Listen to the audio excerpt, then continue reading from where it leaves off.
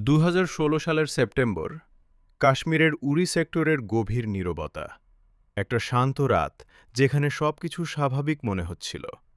কিন্তু এই নীরবতার আড়ালেই কি লুকিয়েছিল এমন একটি সতর্কবার্তা, যা যদি গুরুত্ব পেত, হয়তো ইতিহাস অন্যরকম হতো। কয়েক সপ্তাহ আগেই ইন্ডিয়ান আর্মির গোয়েন্দা ইউনিটের কাছে আসে কিছু অস্বাভাবিক তথ্য। সীমান্তের ওপারে সন্দেহজনক নড়াচড়া, রেডিওতে ধরা পড়া কিছু কোডেড বার্তা, আর স্থানীয় সূত্রের সতর্ক সংকেত। সব মিলিয়ে স্পষ্ট ইঙ্গিত ছিল কিছু একটা ঘটতে যাচ্ছে। তবে প্রথমে এই তথ্যগুলো খুব বড় কিছু মনে হয়নি। প্রতিদিনই সীমান্তে ছোটখাটো উত্তেজনা চলছিল। অসংখ্য রিপোর্ট আর সতর্কতার ভিড়ে এই নির্দিষ্ট ইনপুটটি ধীরে ধীরে হারিয়ে যেতে থাকে। কিন্তু অভিজ্ঞ কিছু কর্মকর্তার মনে তখনও সন্দেহ ছিল। এই ছোট ছোট ক্লুগুলো একসাথে মিললে তৈরি হতে পারে ভয়ঙ্কর এক বাস্তবতা। তবুও সিদ্ধান্ত নেওয়ার টেবিলে এই সতর্কবার্তাটি আর জরুরি বলে মনে হয়নি। ১৮ সেপ্টেম্বর, ভোররাত। সময় তখন প্রায় ৫টা।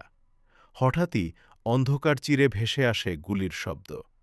কয়েক সেকেন্ডের মধ্যেই বিস্ফোরণ, আগুন, চিৎকার, আর মুহূর্তের মধ্যে সব কিছু বদলে যায়।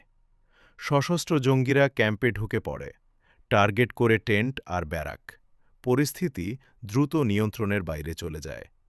আর ঠিক সেই মুহূর্তে যারা আগের সেই সতর্কবার্তার কথা জানত, তাদের মনে জাগে এক ভয়ঙ্কর প্রশ্ন: এটা কি সত্যিই অপ্রত্যাশিত ছিল?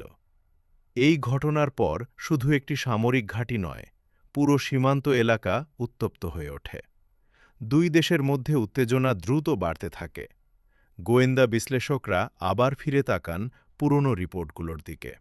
প্রতিটি লাইন, প্রতিটি সংকেত এখন নতুন অর্থ দিতে শুরু করে।